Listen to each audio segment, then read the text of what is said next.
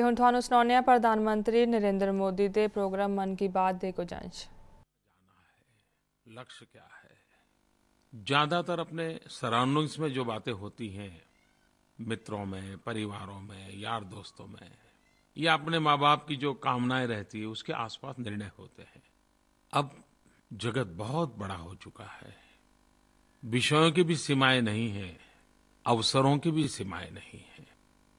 आप जरा साहस के साथ आपकी रुचि, प्रकृति, प्रवृत्ति के हिसाब से रास्ता चुनिए।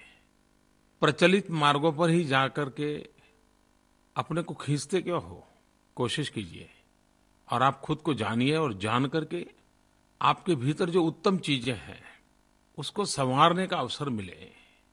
ऐसी पढ़ाई के क्षेत्र क्यों न चुने? लेकिन कभी ये भी सोचना चाहिए कि मैं जो कुछ भी बनूंगा, जो कुछ भी सीखूंगा, मेरे देश के लिए उसमें काम आए, ऐसा क्या होगा? बहुत सी जगह ऐसी है, आपको हैरानी होगी, विश्व में जितने म्यूजियम बनते हैं उसकी तुलना में भारत में म्यूजियम बहुत कम बनते हैं। और कभी-कभी इस म्यूजियम के लिए योग्य व्यक्तियों को ढूंढना भी बड़ा मुश्किल हो जाता है, क्योंकि परंपरागत रूप से बहुत पॉपुलर क्षेत्र नहीं है। खैर, मैं कोई एक बात पर आपको खींचना नहीं चाहता हूँ, लेकिन कहने का तात्पर्य है कि देश को उत्तम शिक्षकों की जरूरत है तो उत्तम सैनिकों की भी जरूरत है, उत्तम वैज्ञानिकों की जरूरत है तो उत्तम कलाकार और संगीतकारों की भी आवश्यकता है। खेलकूद कितना बड़ा क्षेत्र है और खिलाड़ियों के सिवाय भी खेलकूद जगत के लिए कितने उत्तम ह्यूमन रिसोर्स की आवश्यकता होती है। यानी इतने सारे क्षेत्र हैं, इतनी विविधताओं से भरा हुआ विश्व है। हम जरूर प्रयास करें, साहस करें। आपकी शक्ति, आपका सामर्थ्य, आपके सपने देश के सपनों से भी मेलजोल वाले होने चाहिए।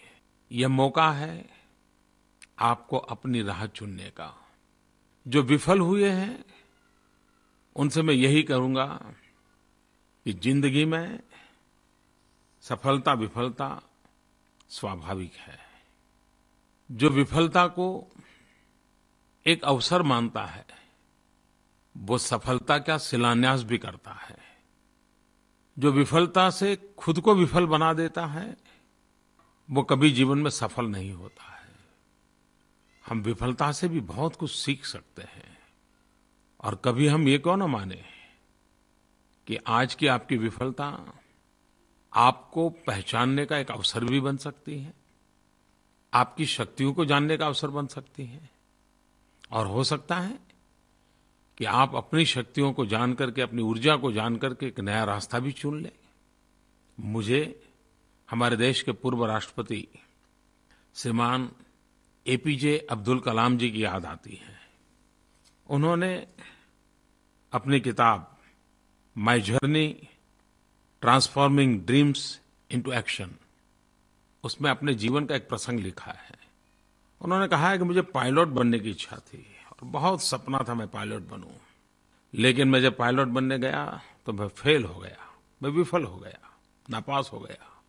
अब आप देखिए, उनका नापास होना, उनका विफल होना भी कितना बड़ा अवसर बन गया।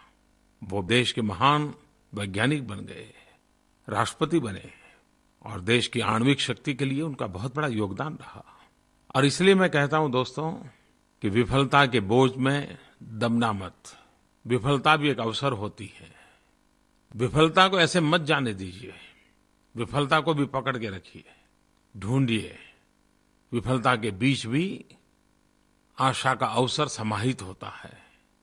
और मेरी खास आग्रहपूर्वक विनती है मेरे इन नौजवान दोस्तों को और खास करके उनके परिवारजनों को कि बेटा अगर विफल हो गया तो माहौल ऐसा मत बनाइए कि वो जिंदगी में ही सारी आशाएं खो दे। कभी-कभी संतान की विफलता माँ बाप के सपनों के साथ जुड़ जाती है और उसमें संकट पैदा हो जाते हैं। ऐसा नहीं होना चाहिए। विफलता को पचाने की ताकत भी तो जिंदगी जीने की ताकत देती है। मैं फिर एक बार सभी मेरे सफल युवा मित्रों को शुभकामनाएं देता हूं और विफल मित्रों को अवसर ढूंढने का मौका मिला है, इसलिए भी मैं इसे शुभकामनाएं देता हूं। आगे बढ़ने का, विश्वास जगाने का प्रयास कीजिए। पिछली मन की बात और आज जब मैं आपसे बीच बात कर रहा हूं, इस बीच बहुत सारी बातें हो गई। मेरी सरकार का 1 साल हुआ, पूरे देश ने उसका बारीकी से विश्लेषण किया, आलोचना की और बहुत सारे लोगों ने हमें डिस्टिंक्शन मार्क भी दे दिए। वैसे लोकतंत्र में ये मंथन बहुत आवश्यक होता है, पक्ष विपक्ष आवश्यक होता है। क्या कमियां रही उसको भी जानना बहुत जरूरी होता है, क्या अच्छाइयां रही उसका भी अपना एक लाभ होता है। लेकिन मेरे लिए इससे भी ज्यादा गत महीने की 2 बातें मेरे मन को आनंद देती हैं। हमारे देश में गरीबों के लिए कुछ न कुछ करने की मेरे दिल में हमेशा एक तड़प रहती है। नई नई चीजें सोचता हूँ, सुझाव आए तो उसको स्वीकार करता हूँ। हमने गत मास प्रधानमंत्री सुरक्षा बीमा योजना, प्रधानमंत्री जीवन ज्योति बीमा योजना, अटल पेंशन योजना, सामाजिक सुरक्षा की 3 योजनाओं को लॉन्च किया। उस योजनाओं को अभी तो 20 दिन नहीं हुए हैं, लेकिन आज मैं गर्व के साथ कहता हूँ, शायद ही हमारे देश में सरकार पर भरोसा करके, सरकार की योजनाओं पर भरोसा करके इतनी बड़ी मात्रा में सामान्य मानवी उससे जुड़ जाए। मुझे ये बताते हुए खुशी होती है कि सिर्फ 20 दिन के अल्प समय में 8 करोड़ 52 लाख से अधिक लोगों ने इन योजनाओं में अपना नामांकन करवा दिया, योजनाओं में शरीक हो गए। सामाजिक सुरक्षा की दिशा में ये हमारा बहुत अहम कदम है और उसका बहुत लाभ आने वाले दिनों में मिलने वाला है। जिनके पास अब तक ये बात न पहुंची, उनके मेरा आग्रह है कि आप फायदा उठाइए। कोई सोच सकता है क्या, महीने का 1 रुपया, 12 महीने के सिर्फ 12 रुपये और आपको सुरक्षा बीमा योजना मिल जाए। जीवन ज्योति बीमा योजना रोज का 1 रुपये से भी कम, यानी साल का 330 रुपया। मैं इसीलिए कहता हूं कि गरीबों को औरों पर आश्रित न रहना पड़े, गरीब स्वयं सशक्त बने, उस दिशा में हम एक के बाद एक कदम उठा रहे हैं। और मैं तो एक ऐसी फौज बनाना चाहता हूं, और फौज भी मैं गरीबों में से ही चुनना चाहता हूं। और गरीबों में से बनी हुई मेरी ये फौज गरीबी के खिलाफ लड़ाई लड़ेगी, गरीबी को परास्त करेगी। और देश में कई वर्षों का ये हमारे सर पर एक बोझ है, उस गरीबी से मुक्ति पाने का हम निरंतर प्रयास करते रहे और सफलता पाएंगे। दूसरी एक महत्वपूर्ण बात जिससे मुझे आनंद आ रहा है, वो है किसान टीवी चैनल। वैसे तो देश में टीवी चैनलों की भरमार है, क्या नहीं है। कार्टून की भी चैनलें चलती है, स्पोर्ट्स की चैनल चलती है, न्यूज की चलती है, एंटरटेनमेंट की चलती है, बहुत सारी चलती है। लेकिन मेरे लिए किसान चैनल महत्वपूर्ण इसलिए कि मैं इससे भविष्य को बहुत भली भांति देख पाता हूं। मेरी दृष्टि में किसान चैनल एक खेत खलिहान वाली ओपन यूनिवर्सिटी है। अरे ऐसी चैनल है जिसका विद्यार्थी भी किसान है और जिसका शिक्षक भी किसान है। उत्तम अनुभवों से सीखना, परंपरागत कृषि से आधुनिक कृषि की तरफ आगे बढ़ना। छोटे छोटे जमीन के टुकड़े बचे हैं, परिवार बड़े होते गए, जमीन का हिस्सा छोटा होता गया, और तब हमारी जमीन की उत्पादकता कैसे बढ़े, फसल में किस प्रकार से परिवर्तन लाया जाए, इन बातों को सीखना समझना जरूरी है। अब तो मौसम को भी पहले से जाना जा सकता है। ये सारी बातें लेकर के ये टीवी चैनल काम करने वाली है। और मेरे किसान भाइयों बहनों, इसमें हर जिले में किसान मॉनिटर की व्यवस्था की गई है, आप उसका संपर्क जरूर करें। मेरे मछुआरे भाई बहनों को भी मैं कहना चाहूंगा, मछली पकड़ने के काम में जुड़े हुए लोग, उनके लिए भी इस किसान चैनल में बहुत कुछ है। पशुपालन भारत के ग्रामीण जीवन का परंपरागत काम है और कृषि में एक प्रकार से सहायक होने वाला क्षेत्र है।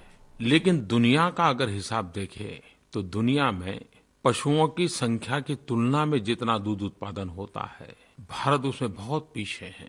पशुओं की संख्या की तुलना में जितना दूध उत्पादन होना चाहिए उतना हमारे देश में नहीं होता है।